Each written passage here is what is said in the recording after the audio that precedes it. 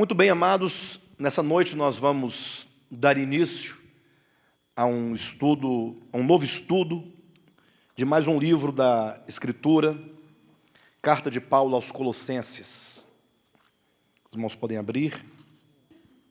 Vamos ler aqui o capítulo 1, do versículo 1 até o versículo 12. Vamos fazer diferente, vamos ler do versículo 1 até o versículo 8, tá ok? Paulo, apóstolo de Cristo Jesus, por vontade de Deus, e o irmão Timóteo, aos santos e fiéis irmãos em Cristo, que se encontram em Colossos, graça e paz a vós outros, da parte de Deus nosso Pai.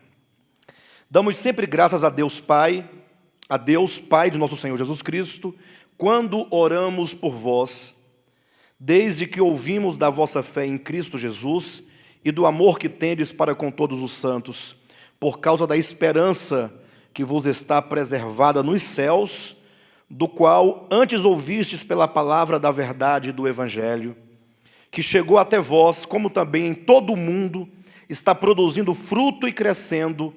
Tal acontece entre vós, desde o dia em que ouvistes e entendestes a graça de Deus na verdade, segundo fostes instruídos por Epáfras, nosso amado conservo, e quanto a vós outros, fiel ministro de Cristo, o qual também nos relatou do vosso amor no Espírito.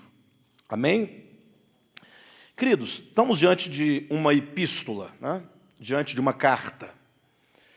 É preciso que nós entendamos um pouco acerca do propósito de uma carta, de uma epístola da Bíblia Sagrada, de uma missiva, né?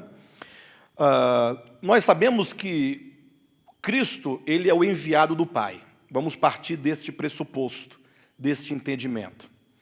Até então, até a encarnação do Filho de Deus na sua primeira vinda, no seu primeiro advento, nós temos o que diz lá em João capítulo 1, versículo 18. Ninguém jamais viu a Deus.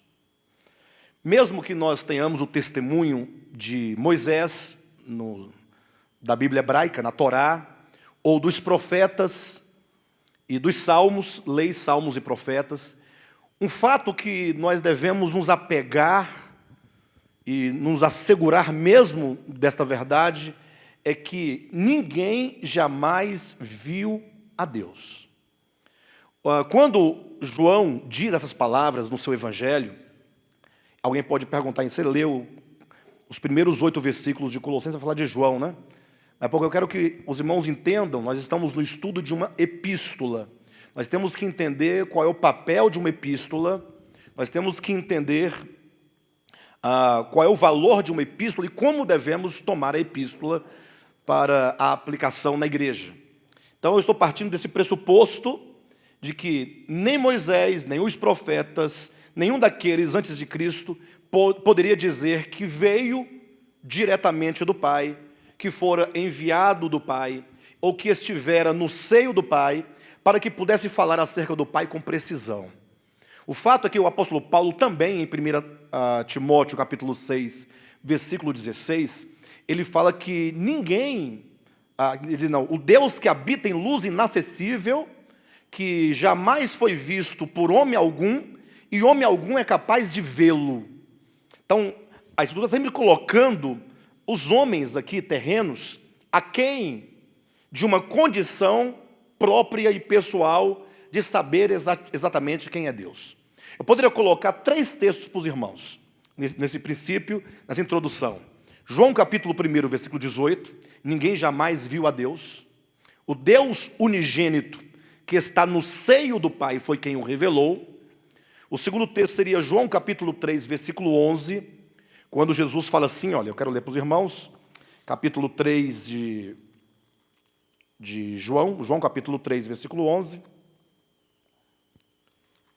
diz assim, capítulo 3, vamos ler o versículo 12 e 13, né? Se tratando de coisas terrenas não me credes, como crereis se vos falar das celestiais? Ou seja, das coisas do céu.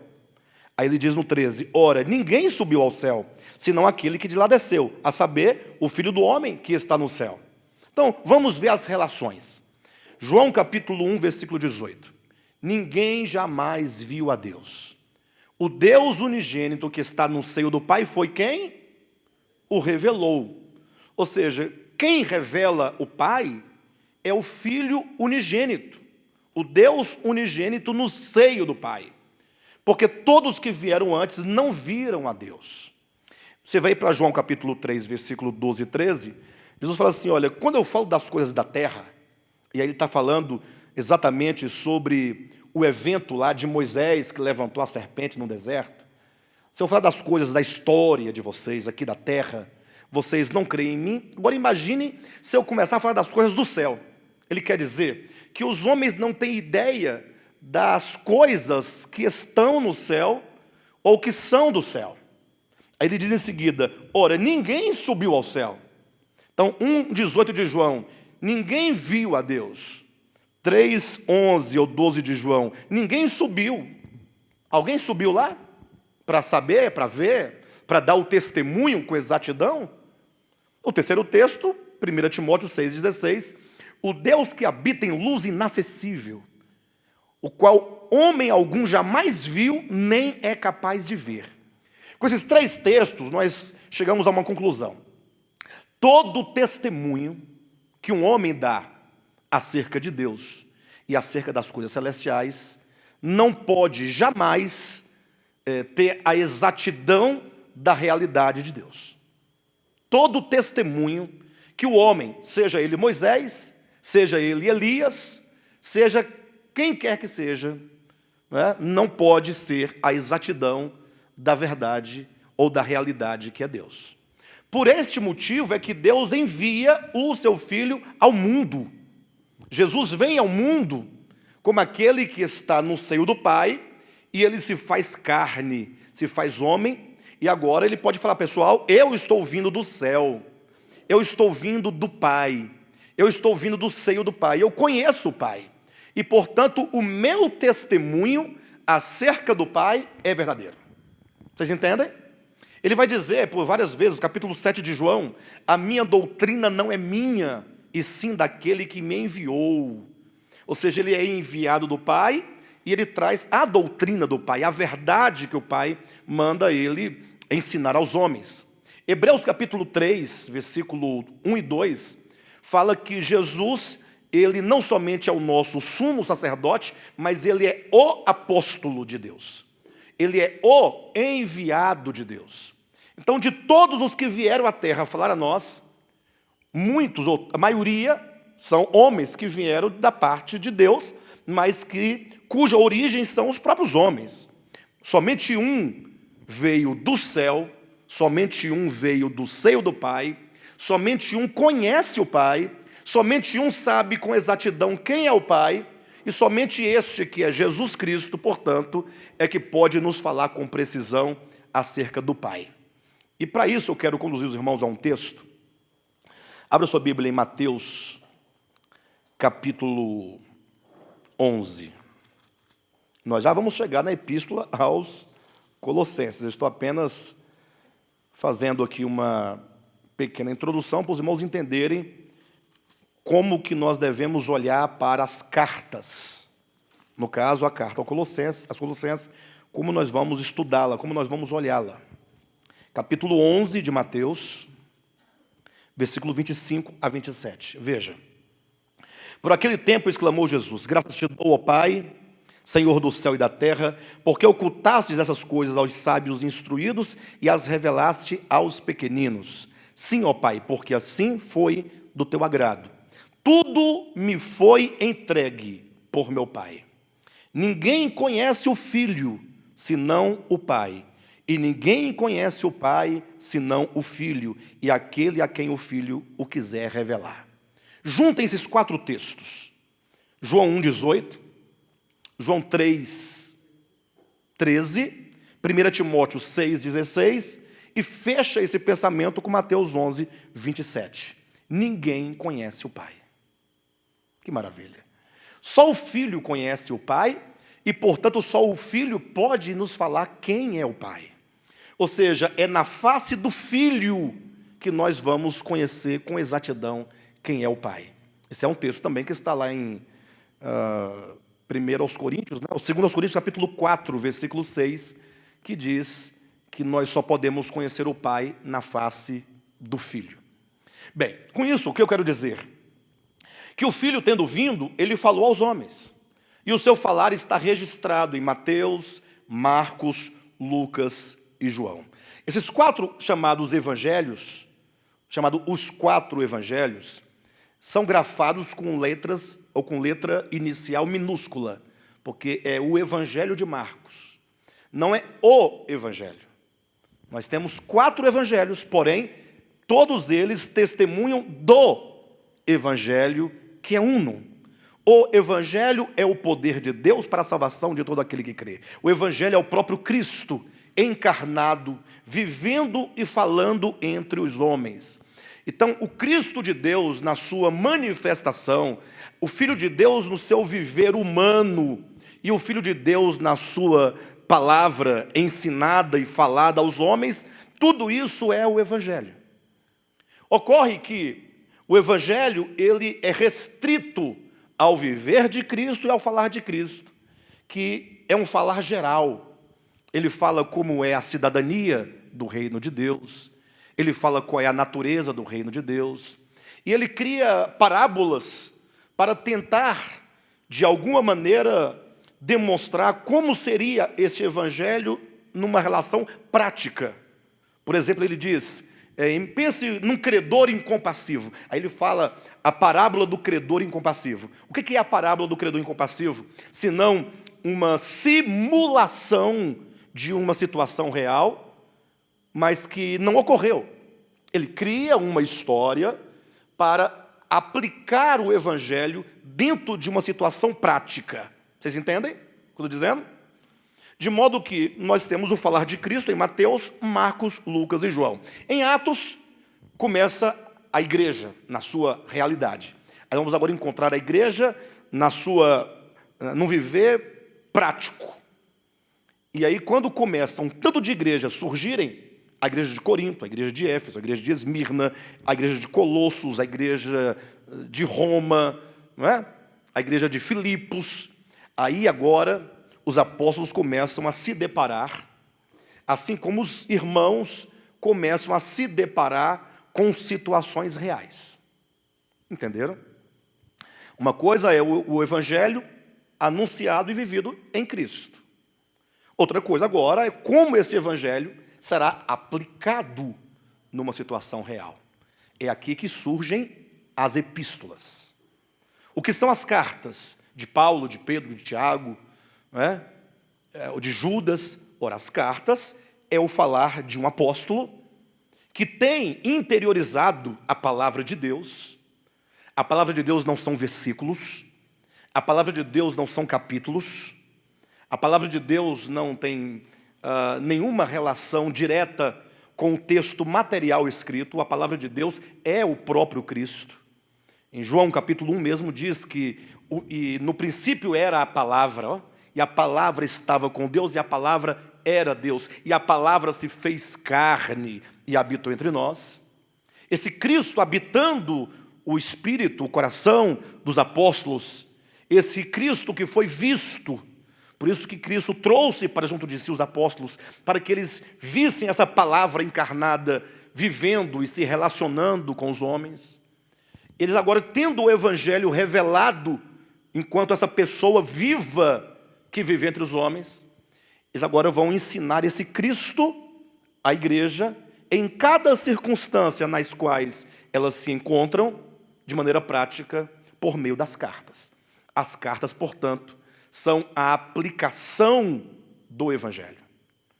É como que Paulo dissesse, como viver o evangelho, os apóstolos dissessem, né? Como é viver o evangelho de maneira prática. Aí em cada igreja, que naquela época em cada cidade havia uma igreja, se encontram os mais diversos e típicos problemas. Você lê a carta aos Coríntios, por exemplo, você vai encontrar uma igreja que tinha uma série de problemas. Desde problemas conjugais, problemas de relacionamentos, problema de divisão, problema de partidarismo, problema de incesto, de impureza, de uma série de situações que Paulo, então, escreve uma carta para dizer como o evangelho se aplica nesta e naquela situação. Quando, portanto, nós lemos uma epístola, e agora nós estamos com os olhos voltados para a epístola aos Colossenses, nós precisamos nos situar dentro dos problemas reais da igreja de Colosso. Nós temos que nos situar no tempo desta igreja e procurar entender quais eram os problemas que essa igreja estava enfrentando. Para, a partir de então, nós podermos compreender o falar do apóstolo, como Cristo se aplica naquele dado contexto. Aí vamos poder comparar com o nosso contexto, não o nosso contexto de igreja enquanto ministério de volta à palavra, que poderia ser também, e deve, né? Mas, sobretudo, é importante que nós tenhamos a leitura dessa carta, buscando o contexto em que Paulo a escreveu e o contexto da igreja no tempo presente.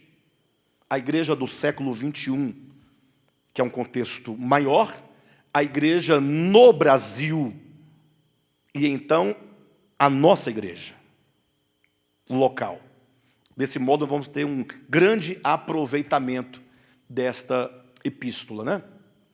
E quando se lê, portanto, os grandes comentários desta epístola, essa semana eu passei a semana inteira lendo vários comentários.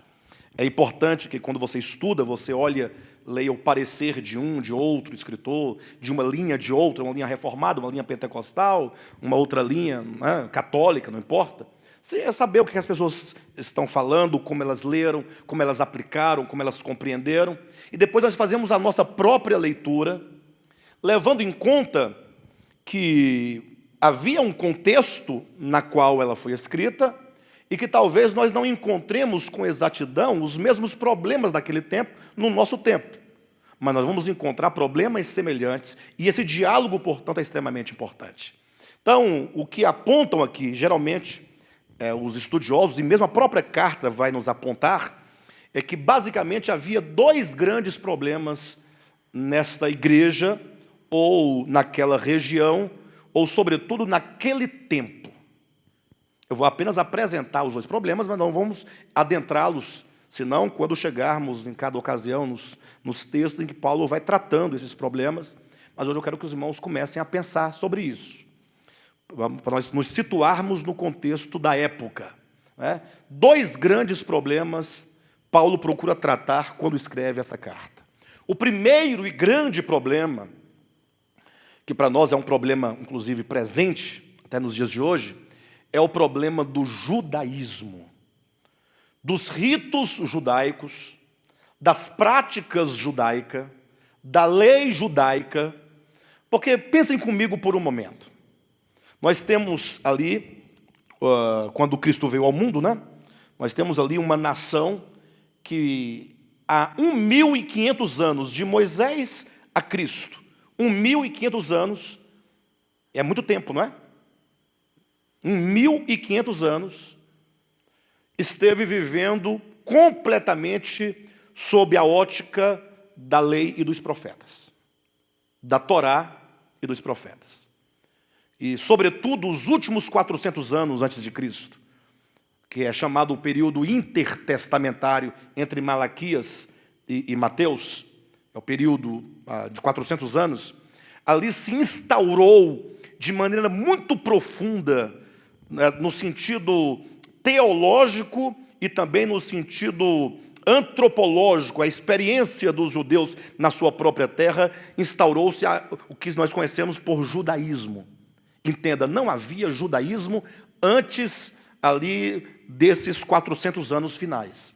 O judaísmo é uma religião que se instaura na base da lei e dos profetas.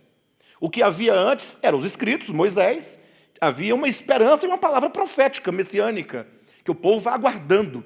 Mas o povo se estrutura enquanto uma organização religiosa com todos os seus fundamentos, no que diz respeito a uma organização de lideranças.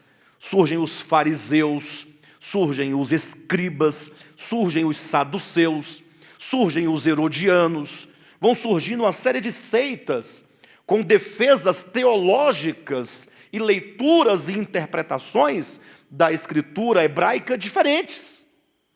É onde se instaura definitivamente ali todos os ritos com suas festas a partir da ótica do judaísmo, que inclusive Malaquias reprova. Se você ler, Malaquias já falava já de como a casta sacerdotal havia se desviado completamente do propósito de Deus.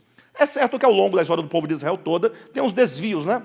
Mas é neste momento de 400 anos que vai haver a solidificação de uma organização chamada ou conhecida por judaísmo.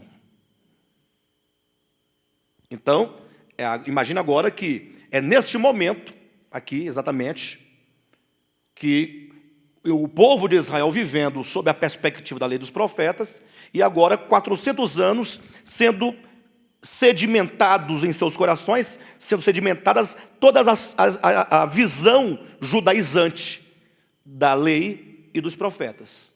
Ou seja, a esperança messiânica quase que desaparece. Eles têm uma visão messiânica, mas é uma visão política da coisa. Ou seja, agora política e religião se misturam. Uma grande estrutura. É aqui que vai surgir o Sinédrio, que é uma organização político-religiosa do povo de Israel. É aqui que vão surgir as várias seitas, né, do judaísmo. É aqui que então vai haver essa aliança, né, entre o povo de Israel, e primeiro com a Grécia, depois com o Império Romano, no último século antes de Cristo, ali no finalzinho, que eles se organizam e se fundamentam. De sorte então que quando Cristo vem, este povo agora, eles não têm nenhuma noção de realidade espiritual. Tanto é que tudo que Cristo falava, Cristo era reprovado. Eles pensavam que Cristo tinha vindo destruir a lei e os profetas. Aí vem Cristo com uma palavra totalmente orgânica. Ele começa Mateus, por exemplo, falando acerca da natureza do reino dos céus. Leia Mateus 5, 6 e 7 e procure entender a natureza do reino de Deus, ou a natureza dos cidadãos do reino dos céus. Cristo no seu reino, o espírito desse reino de Deus que vem e se manifesta aos homens, e procure relacionar com a visão judaizante acerca do Messias. Não há como conciliar as duas visões. Porque a visão que os judeus tinham de Cristo, ou do Messias, é que ele teria um reino terreno, agiria com a força terrena, teria um trono terreno, subjugaria as nações com a sua força. É uma perspectiva totalmente material, totalmente sintética da coisa. Ao passo que Cristo vem dizendo, não, bem-aventurados os mansos, porque eles herdarão a terra. Olha, tudo que os judeus não queriam naquele tempo era mansidão, porque como ser manso diante da opressão do Império Romano? Nós temos aqui ser pessoas violentas para lutarmos. Aí vem Cristo, bem-aventurados os que choram, bem-aventurados os pacificadores. Pacificadores são aqueles que foram pacificados na sua alma, no seu ser, que têm total paz com Deus e com os homens. E porque ele está totalmente pacificado, ele pode ser um instrumento pacificador de Deus para a humanidade. Não violência, nenhum tipo de violência. Aí Cristo vem falando. Agora você imagine que Cristo agora, ele fala, ele prega, ele ensina, ele mostra o reino de Deus na vida prática, porque ele se encarnou para viver essa vida do reino. Ele agora deixa os seus discípulos eram galileus, mas que estavam sob essa visão governante do judaísmo, deixa uma igreja em Jerusalém, a primeira. Agora imagine quem constituía essas igrejas, essa igreja de Jerusalém. Era o fariseu fulano, que havia se convertido, era o escriba Beltrano, era o sumo sacerdote Cicrano, só essa turma. Imagine, 1.500 anos de história sob a lei dos profetas, os últimos 400 anos sob o viés do judaísmo, e agora, como é que eles vão começar uma era da graça, ou que seja uma era da realidade, uma era das experiências espirituais, da realidade espiritual, em que o templo é vivo e orgânico, somos nós, em que a verdade não consiste em coisas, não tem nenhum aparato de coisas, não tem um sistema sacrificial de ofertas, de sacrifícios, de dias, de meses, de lua nova, de festas anuais, nada disso. Tudo acontece no espírito humano. Complicado. Para eles é difícil. Porque é uma transição, humanamente falando, impossível. Não, nós podemos tirar por nós aqui. Nós já passamos por algumas transições. E nós que já estamos já numa veia da verdade, de Cristo enquanto a verdade, né, a manifestação da realidade que é o próprio Deus, nós sabemos disso. Um dos primeiros livros que escrevemos foi Odre Velho e Vinho Novo, tratou profundamente sobre a questão da lei, sombras e figuras, da realidade em Cristo. Fizemos uma conferência com esse tema, estudamos Gálatas com esse tema. Mas, de repente, ao falar de Cristo, quanto mais você vai burilando a verdade que é Cristo, para que fique somente Cristo, o povo vai se assustando. O povo vai ficando assustado. Porque o povo, só Cristo, está ficando muito Cristo. O povo ainda quer alguma coisa além de Cristo. O povo assusta, mesmo aqueles que já ouviram muito. Toda religião, ela é feita de coisas. Então, logo no primeiro século, Paulo escreve essa carta aos Colossenses por volta do ano 60. Um dos grandes problemas que a igreja enfrenta, embora uma igreja gentílica, uma igreja da Ásia Menor, né, nós temos aqui uma igreja sob a influência de muitos que saíram pelo mundo afora, dizendo pregar o evangelho e influenciando, sobretudo, as igrejas gentílicas a viverem no viés do judaísmo, da lei e dos profetas. Era muito forte. A igreja de Jerusalém não tinha nenhuma dificuldade, né? Afinal, o próprio Tiago, que era apóstolo, irmão de Jesus Cristo, um dos esteios lá da igreja de Jerusalém, ele era pró-judaísmo. E Pedro, quando estava do lado dele, se submetia. Quando estava do lado de Paulo, virava casaco. E Paulo brigava com ele.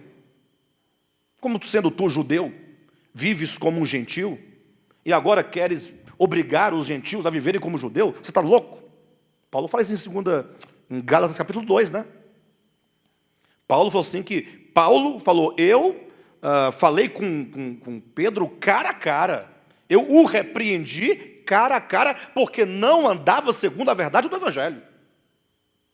Então, nessa carta aos Colossenses, Paulo vai tratar como um perito, com bastante destreza, a separação. Ele vai usar um bisturi espiritual para separar o judaísmo de um lado e Cristo do outro. Problema do judaísmo, essa visão judaizante. Por quê? Porque não há problema com a lei e os profetas. O problema está na visão que se imprimiu sob a lei e os profetas. Ou sobre a lei e os profetas. A lei e os profetas visavam falar do Cristo. Não existe contradição entre Cristo e a lei e os profetas. O próprio Cristo disse, eu não vim destruir a lei e os profetas, eu vim cumprir.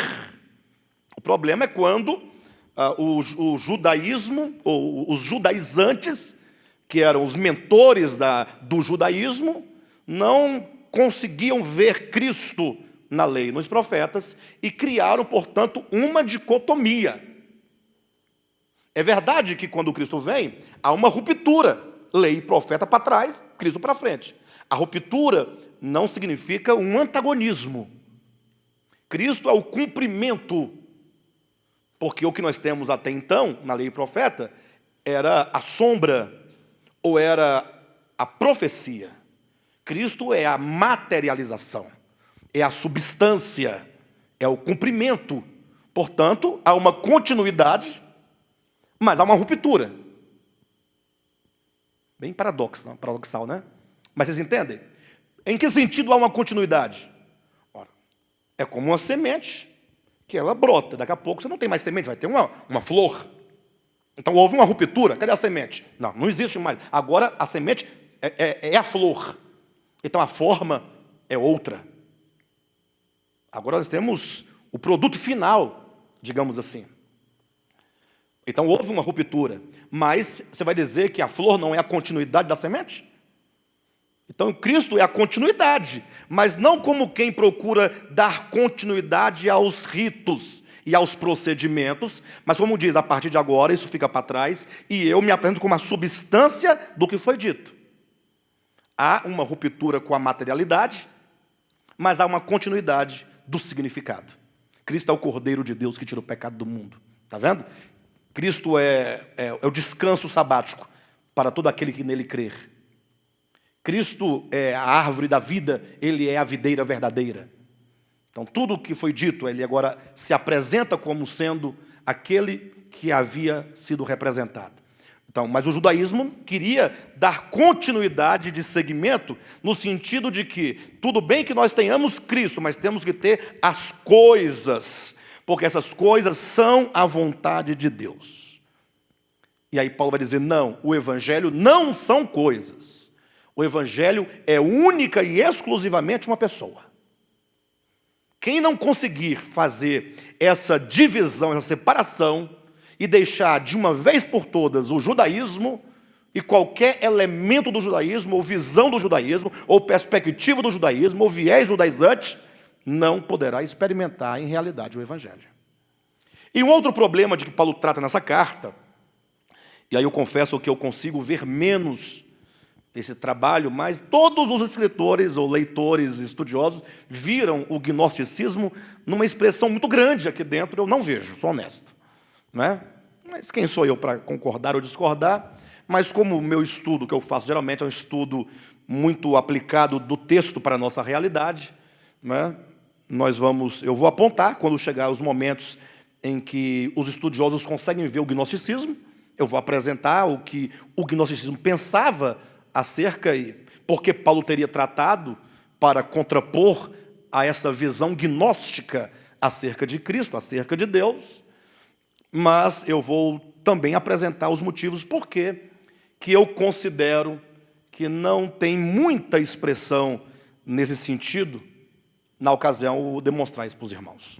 Tá bom? Eu vou demonstrar, até porque o gnosticismo ele nasce de fato com toda a sua força, se torna de fato um problema no segundo século da era cristã.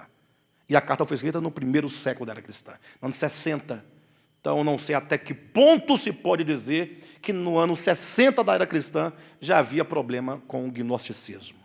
Por todos os efeitos, poderíamos dizer que a semente, o germen do que seria o gnosticismo já estava presente naquele tempo. Paulo já percebia algumas manifestações, embora um tanto espalhadas, e ele começa a tratar para que isso não cresça.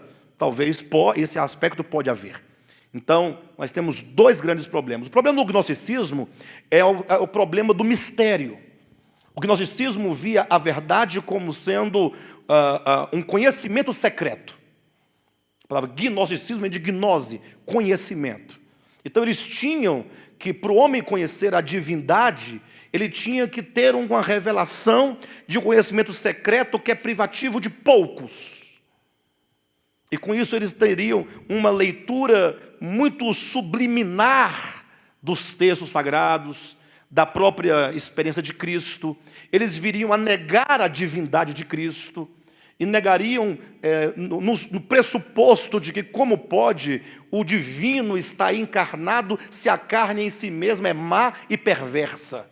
Surge aí o conceito de que essa carne é má e perversa, uma visão de uma vertente platônica, não é? Se bem que Platão não falou exatamente isso, é porque na história existem dois Platões, não é? Como existem dois Machados de Assis, como existem dois Cristos, como tudo que é verdadeiro tem dois, porque sempre tem uma linha do engano ao lado, maquiando a verdade desses que falaram na história de alguma maneira. Enfim, para os efeitos, nós vamos, então, trazer isso. De modo que o tema dessa carta, que eu propus já há algumas semanas, e que proponho agora nesse estudo, é que o centro dessa carta é Cristo. Ele é o centro. O judaísmo é periférico. O gnosticismo é periférico, porque Paulo vai revelar Cristo em muitas nuances distintas, em vários prismas distintos. O Cristo em relação ao cosmos, à criação de Deus. O Cristo em relação à igreja. O Cristo em relação à história. O Cristo em relação aos nossos pecados. O Cristo, ele vai mostrando o Cristo em tantas perspectivas, para que você perceba a súmula de que ele fala acerca de Cristo. Nele habita corporalmente toda plenitude. Nada há fora de Cristo. Cristo é tudo. Não somente ele diz que Cristo, nele habita toda plenitude, mas vai dizer que aprove a Deus que nele habitasse toda a plenitude da divindade. Então ele vai colocar nele a toda a plenitude e nele a toda a plenitude da divindade, que são duas coisas distintas. Uma coisa é o ser divino, o ser absoluto do divino. Outra coisa é a plenitude de tudo que há, ou melhor, de tudo que existe. Ou seja, tudo que existe, existe porque há uma plenitude que a faz existir e viver. Vai mostrando Cristo nesse sentido. Até quando ele chega a dizer ao ponto que em Cristo se encontra todos os tesouros da sabedoria. E ele vai dizer, e se há algum mistério a ser revelado, esse mistério não é um mistério secreto, privativo de uns poucos iniciados, né? Uns poucos que conseguiram tocar uma experiência mística da verdade, e vocês não conseguem, somente esses magos do conhecimento, nada disso. Ele fala, se há algum mistério, esse mistério já foi revelado. Cristo é o mistério de Deus revelado a nós. Nele habita corporalmente toda a plenitude, e fala que toda a riqueza do conhecimento e da verdade estão em Cristo. Então, Cristo é o centro dessa epístola, e portanto não poderia ser outro tema dessa epístola, senão Cristo, a plenitude de Deus, o mistério revelado. Cristo, a plenitude de Deus, o mistério revelado.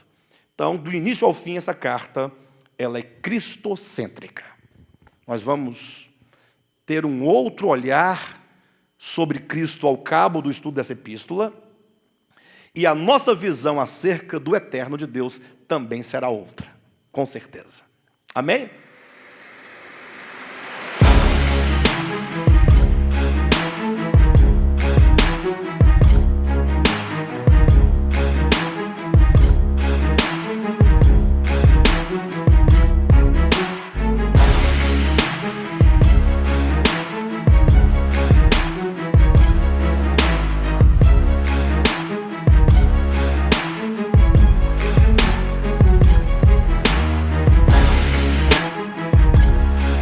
Essa introdução para vocês entenderem um pouco sobre a carta, mas eu quero me dedicar aqui a esses primeiros 8 versículos, nos próximos 40 minutos que se seguem.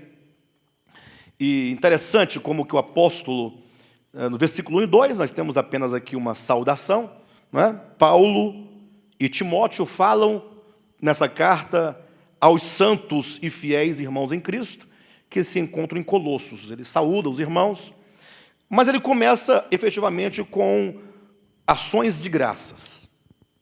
Isso é costume do apóstolo Paulo, ele tem esse modelo.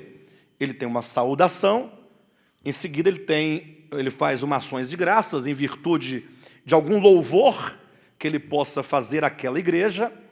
Em seguida ele costuma fazer uma oração por essa igreja, para que ele entre efetivamente no assunto que ele quer tratar. Mas não pense você que esse prefácio, que inclui aqui as ações de graças, não pense você que é desprovido de substância, de riqueza da verdade do Evangelho. Eu quero ressaltar algumas coisas aqui dentro para os irmãos, dessa saudação. Porque mesmo quando Paulo saúda uma igreja, a sua saudação, ela vem totalmente recheada da verdade de Deus, tá bom? Ele diz assim, olha, 3 em diante. Damos sempre graças a Deus, Pai de nosso Senhor Jesus Cristo, quando oramos por vós. Então veja que Paulo está dizendo que quando ele orava, pela igreja de Colosso, quando eu oro por vocês, eu não deixo de agradecer a Deus. Eu agradeço a Deus por vocês, por esta igreja. Mas por qual motivo? O que essa igreja tinha que fazia com que Paulo agradecesse a Deus por tal igreja? Desde que ouvimos da vossa fé em Cristo Jesus e do amor que tendes para com os santos. Então Paulo, ele logo apresenta duas características essenciais de uma igreja louvada, ou de uma igreja que tem um certo louvor, uma igreja que está no trilho da verdade. É exatamente a fé em Cristo e o amor para com os santos. Por causa da esperança que vos está preservada nos céus, da qual antes ouvistes pela palavra da verdade do Evangelho. Então nós temos a fé, temos o amor e temos a esperança. E essa esperança eles ouviram pela verdade do Evangelho. E quero que vocês então grifem bem essa expressão, verdade do Evangelho, que chegou até vós. Essa verdade chegou até os irmãos de Colossos, como também em todo o mundo está produzindo fruto e crescendo. Tal acontece entre vós, desde o dia em que ouvistes e entendestes a graça de Deus na verdade. Então nós temos aqui a fé, o amor e a esperança.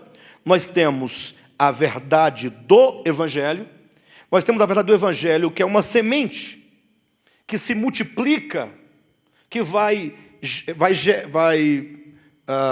a semente vai germinando, e ao germinar ela gera frutos, e os frutos geram mais sementes que se multiplicam e vai alcançando todo mundo. Essa verdade do Evangelho que cresce, que se multiplica, que produz frutos.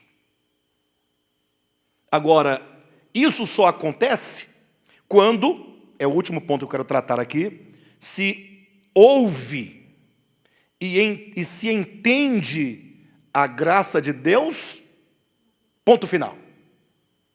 É isso? A graça de Deus, ponto.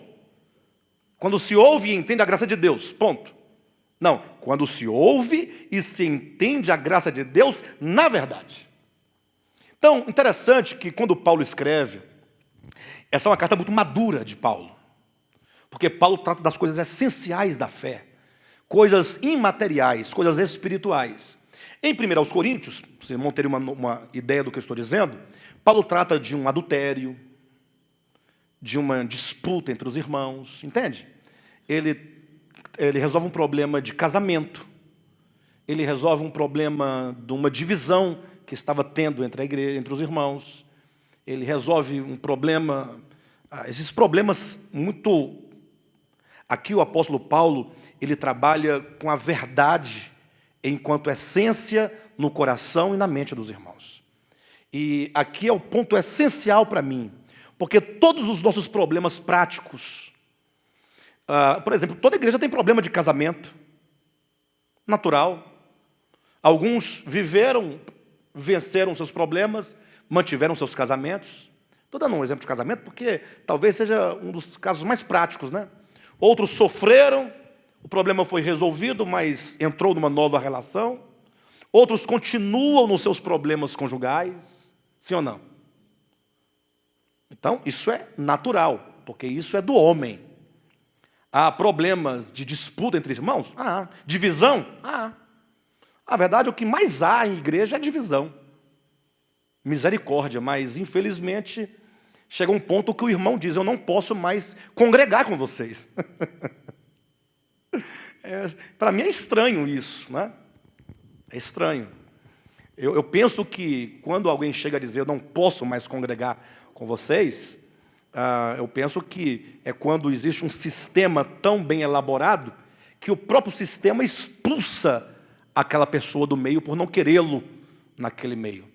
Mas eu vejo situações de divisão das mais banais possível, em todos os lugares. Na verdade, os motivos são banais. Os interesses é que são é o problema maior, né? É o problema maior, os interesses na divisão. Mas quem é que vai dizer, estamos dividindo, separando por tais e quais interesses? Então, geralmente se apresenta o quê? uma razão. Como não há, muitas vezes não há razão suficiente, se pega ali uma situação totalmente banal, que se resolve, que se, né? Enfim, todo jeito. Mas eu estou dizendo assim que todos esses problemas que nós passamos, problemas de inimizade entre irmãos, eu poderia citar N problemas aqui que todos nós temos e todas as igrejas possuem, e nós estamos num processo de cura e libertação, mas esses problemas se manifestam exteriormente exatamente porque nós não somos interiormente dirigidos pela palavra viva do Evangelho, pela verdade do Evangelho. Lógico, nem todos os problemas são possíveis de serem resolvidos quando alguém é dirigido pelo Evangelho, porque alguns problemas se resolvem a 2, a 3. Então não depende de um. Vocês concordam ou não? Imagine que eu tenha um problema com o Gilson, um exemplo, o que não é verdade, só em tese, hipótese, e que o Gilson está com uma profunda disposição de resolver o problema entre nós, mas eu não tenho disposição. E aí ele acaba sendo vítima de um problema que ele quer resolver, mas que o outro não quer resolver. Então, entenda quando eu falo que esses problemas se manifestam quando não somos dirigidos interiormente. Então, não tome para você como uma carga. Meu Deus, então eu sou a causa. Não, talvez seja, talvez seja. Mas eu quero dizer que nem sempre significa que você é a causa. Às vezes você está envolvido numa situação e você, de todos os meios, buscando conciliação, buscando solução, e há um outro travando o processo. Isso acontece, tá? Então, eu não quero colocar peso nos irmãos, porque o Evangelho não traz peso. O Evangelho traz cura, libertação, traz paz, traz alegria. E caso você tenha algum problema, você, então, reflita, faça uma autorreflexão, faça um autojuízo seu, e aí você não vai ter culpa, você vai ter libertação. Porque o Evangelho não é para acusar, mas é para iluminar e curar em seguida qualquer enfermidade. Para os efeitos, a carta aos Colossenses, ela trata com essa verdade essencial e imaterial do Evangelho, que é o próprio Cristo. Quando essa verdade, que é Cristo, ela se esclarece dentro de mim, quando meu coração é iluminado, minha mente é iluminada, que eu chego ao ponto de não somente ouvir, mas de compreender, tudo se torna mais simples, tudo se torna mais fácil. Então essa igreja de Colossos, pelo que Paulo traz, ela não era uma causa de problema de erros doutrinários, mas talvez ela estivesse sendo uma possível presa desses elementos do judaísmo e do gnosticismo que já rondava esta igreja. Veja que Paulo, ele vai elogiando a fé de vocês em Cristo. Desde que nós ouvimos a fé de vocês, nós começamos a glorificar a Deus pela fé de vocês, a fé que vocês têm em Cristo. Tanto é, porque os irmãos percebem aqui no capítulo 2 dessa epístola, veja que Paulo, quando ele vai falar sobre o judaísmo, ele relembra a questão da fé dos irmãos de Colosso, e aí ele orienta os irmãos a que eles continuem nessa fé. Capítulo 2, versículo 6. Como recebestes Cristo Jesus o Senhor, assim andai nele. Nele radicados e edificados e confirmados na fé, tal como fostes instruídos, crescendo em ações de graças. Ele diz, vocês têm que continuar assim. Não me parece aqui que ele trata de um problema de apostasia dessa igreja. Mas ele diz, vocês têm uma fé digna de ser louvada, e de que nós chegamos a ponto de render graças pela fé que vocês têm em Cristo. Agora, há de se tomar o cuidado para que essa fé permaneça pura, para que o andar de vocês continue nessa mesma fé, sem vacilar, sem abrir mão, nela radicados, confirmados nessa fé em Cristo Jesus. Então, Paulo vai dizendo que esses irmãos, eles entenderam a graça de Deus na verdade. Por que Paulo ele traz essa característica, né? Essa predicação, a graça de Deus na verdade? Porque na verdade. Porque é certo que todos, no primeiro século, falavam da graça de Deus. Não pense você que havia um judaizante, ou quem quer que seja, que falasse, não, é a lei, sem a graça. Não, fala na graça de Deus em primeiro lugar. Agora, essa graça não pode ser graça se ela anula os fundamentos da nossa fé em Moisés. É a hora que eles queriam trazer, o judaísmo a partir de um sofisma presente até os dias de hoje. Muitos dizem, não, a graça de Deus é tudo. A graça, sem a graça de Deus. Agora, ocorre que essa graça não pode ser graça desprovida dos fundamentos da fé, que é a Torá e os profetas. Por não terem eles a compreensão da graça de Deus na verdade, segundo Cristo. Totalmente em Cristo, sem nenhum ranço do judaísmo, sem nada do judaísmo.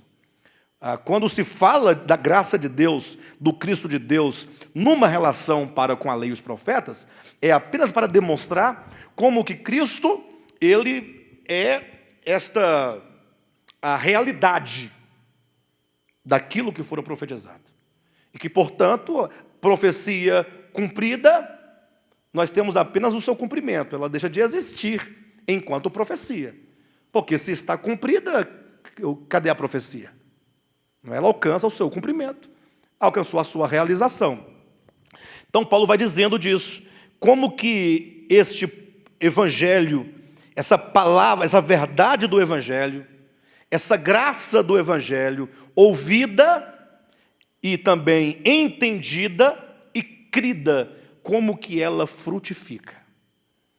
E quando Paulo fala de frutificação, ele toca basicamente em 3 coisas muito importantes.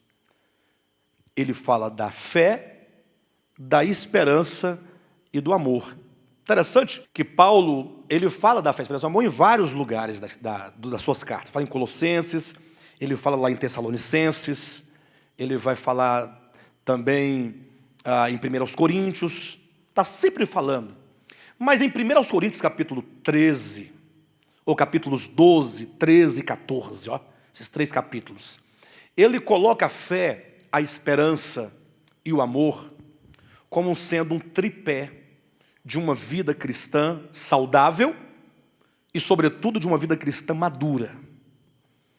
Veja que no capítulo 12 de 1 Coríntios, Paulo fala sobre os dons espirituais. Engraçado que até hoje eu recebo e-mails e recebo WhatsApp de pessoas me perguntando acerca dos dons espirituais. E aí a minha resposta, eu estou cansado de responder assim, leia 1 Coríntios capítulo 12, 13 e 14. E a súmula de tudo é o capítulo 13. Lá explica tudo certinho, claro. Capítulo 12, ele fala, olha, são muitos os dons.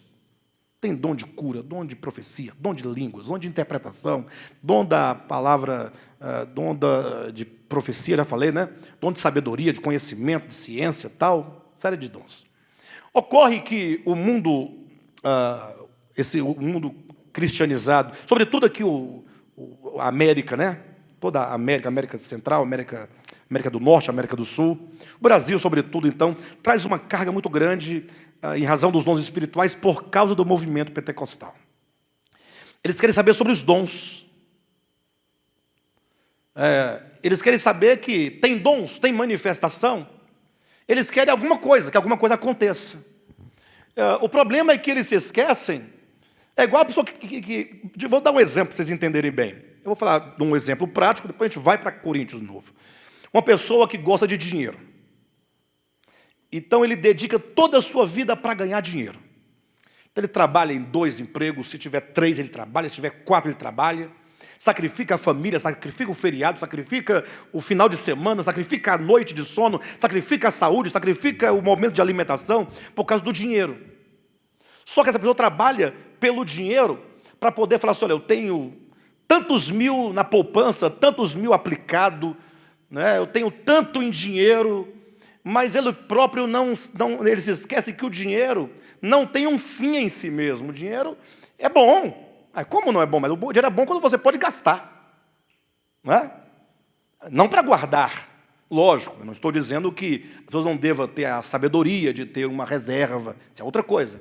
O problema é que dinheiro ele tem uma finalidade. É te possibilitar, humanamente falando, terrenalmente falando, alguns prazeres. Quando você não come uma boa comida, você come uma comida de péssima qualidade, você não dá ao seu paladar o que você deseja, porque a comida é cara. Mas você tem muito dinheiro para comprar aquela comida, mas você não. Prefere que o dinheiro fique guardado a comer aquela comida saborosa. Vamos fazer um churrasco, a pessoa compra umas pelancas para assar, a picanha fica lá, ele não compra picanha porque é cara, mas ele tem dinheiro de sobra. Picanha é mais gostoso, mas é mais cara. Eu acho que não é por aí, né? Não é para você ser um pródigo, um gastador, não é isso que eu estou falando. Mas o dinheiro é bom quando a sua família está feliz. Quando a sua família pode usufruir de alguma coisa que o dinheiro possibilitou, nesse mundo terreno. Eu conheço pessoas que têm muito dinheiro. É capaz de chegar num lugar assim, e para almoçar, e se você oferecer a sua própria marmita, que você acabou de comprar para eles, por educação, está servido, ele fala, não, aceito, muito obrigado, e pega e come. E tem dinheiro de verdade. Não pode gastar, né? Não pode gastar. Então, essa pessoa não vive. Para quem quiser entender uma perspectiva sobre o que eu estou dizendo, bíblica, leia o livro de Eclesiastes. Lá ensina você tudo isso. Lá ele fala sobre, inclusive, essa questão de riquezas materiais, daquele que não usufrui, ele só sofre. Ele sofre para adquirir, sofre com medo de ser roubado, e no final ele morre sem usufruir, aí os filhos vão brigar pelo que ficou, e ele não pode fazer nada, nem está lá para poder defender o dinheiro dele. Bem, isso eu quero dizer com isso que é quando alguém tem um meio e não consegue ver o fim, o objetivo. Quanto aos dons espirituais, a maioria das pessoas que discutem sobre dons espirituais, e eu estou falando sobre fé, esperança e amor, aqui em Colossenses, fui para Coríntios para poder demonstrar como que Paulo explica isso. A maioria das pessoas que buscam e querem essas manifestações, eles querem a manifestação pela manifestação. Eles querem que alguém se levante no meio e entregue uma profecia, que alguém fale em línguas no culto, porque alguém falando em línguas no culto, parece que o culto é poderoso, parece que a presença de Deus está ali. Como se porventura fosse possível que ele não tivesse presente. Não é? Mas ele quer achar assim, o pregador é poderoso, tem unção, o cantor é poderoso, tem unção, a igreja tem unção, é uma igreja fervorosa. Eles pensam assim. Mas aí Paulo vai dizer, não, gente, calma. Os dons são muitos, são variados. Em 1 Coríntios capítulo 12, ele apresenta uma série de 9 dons, mas não esgota a relação de dons, porque em outros livros, como Romanos 12, ele apresenta outros dons. Pedro também na sua carta fala de outros dons. E em toda a Bíblia você vai encontrar diversos dons, que não se esgotam nesses aqui descritos. Não é? Ele diz que os dons, ele visa o outro, o bem-estar do outro. Ele visa a edificação de todos. Ele quer dizer, um dom é exercido por um membro do corpo, mas nenhum membro existe para si mesmo. Imagine só o olho, vamos colocar o olho como um membro do nosso corpo, né? E ele fosse um olho bonito, se bem que olho bonito é muito relativo, né? Tem gente que acha o olho da irmã Salete bonito porque é olho azul ou é verde? Verde. Tem outros que acham o olho azul bonito, outros acham castanho, preto. Eu gosto mais, para mim, a beleza do olho está na expressividade, não necessariamente na cor. Enfim, mas cada um tem um jeito. Mas imagine só o olho belo, o olho da irmã Salete, eu sou olho verde. Então, exigir do corpo a adoração ou o serviço a ele. Como é que não seria um corpo todo a serviço dos olhos? Mas não. Ele diz, o membro do corpo, ele traz consigo aquele dom para servir o corpo. Então ele não existe para si mesmo. Ele não tem um fim em si mesmo. Então ninguém fala em língua para falar. Ninguém profetiza para profetizar. Ninguém tem sabedoria para ter. Os dons têm que ser compreendidos como sendo uma bênção de Deus, dado a determinados irmãos ou a determinada pessoa, no meio de uma assembleia, com vistas a atender a assembleia. É a edificação, visa a edificação. Então, esse é um princípio fundamental, que o dom não existe para si mesmo. Segundo, se o dom visa o corpo todo, então, quem está agindo aqui é o Espírito. E, portanto, é o Espírito quem sabe qual dom e em qual situação e por que deve se manifestar. O Espírito, ele entrega os dons e os manifesta como lhe apraz fazer. Não é como eu quero. Porque nós temos a tendência de falar, não, nossa igreja tem o dom de línguas, então nós vamos dar ênfase a isso. Todo mundo falando em línguas, tal, línguas, e quando muito, uma ênfase do dom de profecias, daquele modelo que todo mundo já conhece, que de profecia tem quase nada. Não é para não dizer nada, vamos também ser radicais, não é? Mas, tudo bem. Então, o Espírito é quem age. Então, a igreja tem que estar totalmente submissa e subordinada e sensível ao Espírito e ao querer do Espírito para ser conduzida pelo Espírito. Enfim, mas ele vai dizendo então, estou colocando alguns fundamentos que ele vai explicando, que quando então você tem dons diversos, nenhum membro pode se sentir inferior em relação ao outro por pensar que o seu dom tem menos valor. Ele diz, não existe maior valor ou menor valor. Não existe. Não existe melhor dom e pior dom. Todo dom é necessário. Você quer ver uma coisa que a gente despreza, mas que tem uma importância tremenda? Uma coisa que a gente não dá muita atenção, mas que tem uma importância muito grande. Vou colocar 2 objetos aqui. O que é melhor? Um bom carro ou uma panela? Depende. Se você quiser fazer uma comida, o seu carro não tem nenhuma razão de ser nesse contexto. Entende ou não? E se você quer viajar, a panela não tem. A panela ganha uma importância tremenda na hora da refeição e o carro ganha sua importância na hora de fazer uma viagem. Com isso ele quer dizer o quê? Quem é melhor, quem é maior? Falou, não existe maior nem menor, existe funcionalidades. Funcionalidades. Ou seja, nós queremos uma igreja que tenha dom de cura, para curar. Quando alguém ficar doente, curar. Seria bom, né? Quando alguém adoece é difícil, né? Sobretudo quando é uma doença muito grave, a gente sente muito impacto, tal, e a gente queria, às vezes, curar aquela pessoa, vê-la curada. É muito bom. Mas há um detalhe que nós temos que atentar. Todos vão morrer. Isso não é nenhuma fatalidade, ou fatalismo. Mas Jesus ressuscitou a Lázaro. E ele morreu novamente. Jesus curou o leproso, e o leproso morreu. Pode não ter morrido de lepra, mas morreu de outra coisa. O que significa que, nesse aspecto do corpo, a cura ela tem uma importância, mas ela não é determinante. Agora, e quando as almas, os corações, estão sendo enganados, e estão morrendo, estão aprisionados no engano, e falta uma palavra de sabedoria ou de revelação da vontade de Deus. Você percebe? Pastor, então qual dom é melhor nesse caso? Não, tem dons e tem dons. O fato é que quando o apóstolo Paulo quer nos ensinar sobre a busca dos dons, ele fala, procure pelo melhor dom.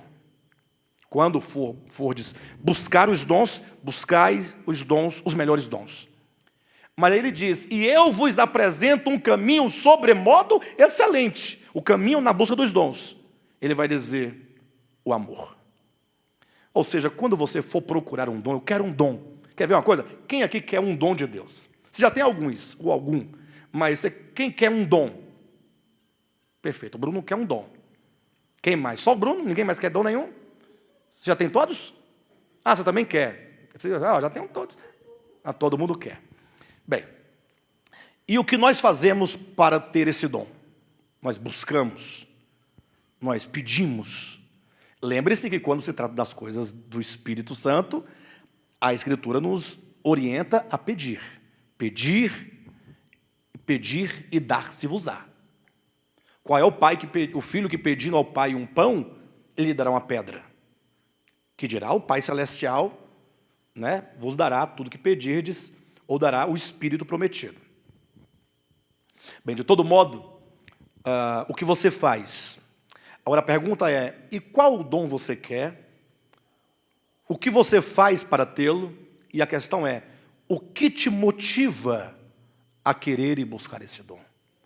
Se não for o amor, você está no caminho errado.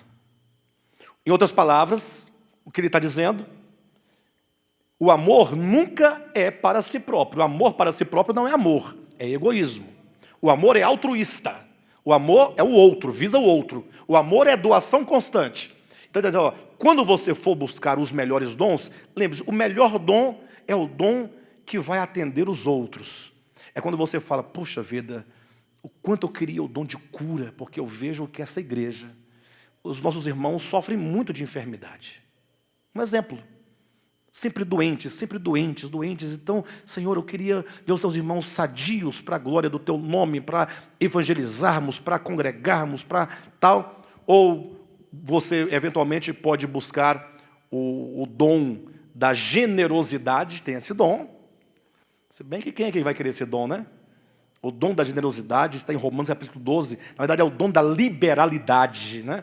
Senhor, eu queria tanto ter recursos de maneira diferente, que o Senhor me desse os meios para eu abençoar, eu quero abençoar.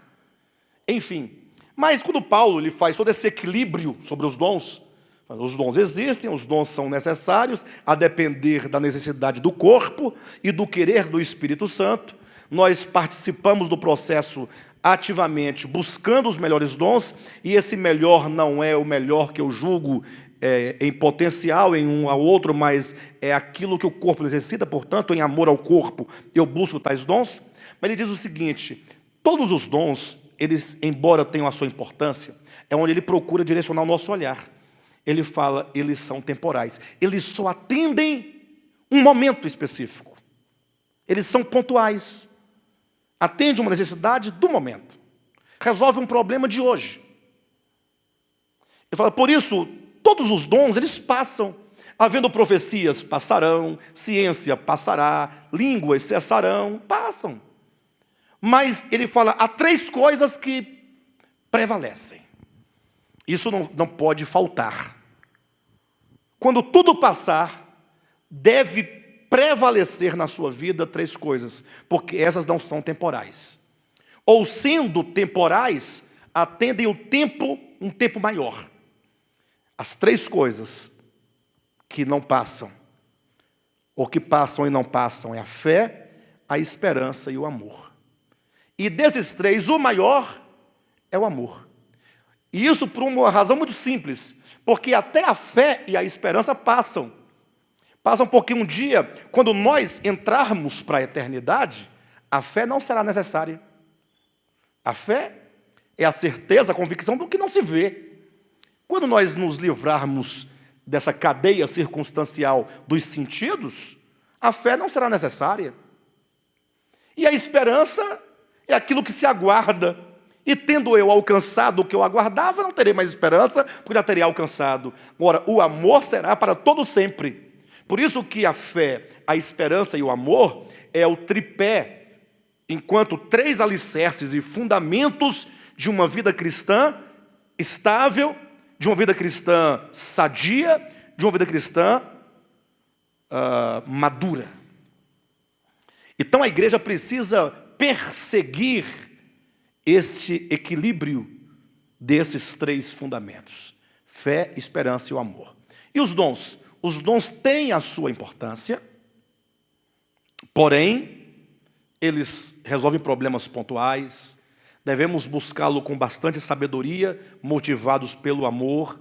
temos que compreender que eles devem atender ao outro, não a mim mesmo, mas essas 3 coisas todos devem ter. Por isso que Paulo louva a igreja de Colosso pela fé, pela esperança e pelo amor, como sendo o fruto produzido pela verdade do Evangelho que eles ouviram e compreenderam. Quando se ouve e compreende a verdade do Evangelho, a graça de Deus, na verdade, isso produzirá fatalmente em nós esses 3 fundamentos: fé, esperança e amor. Isso é tudo para uma igreja estável, uma igreja sadia, uma igreja madura. E esse é o louvor que Paulo traz a esta igreja de Colossos.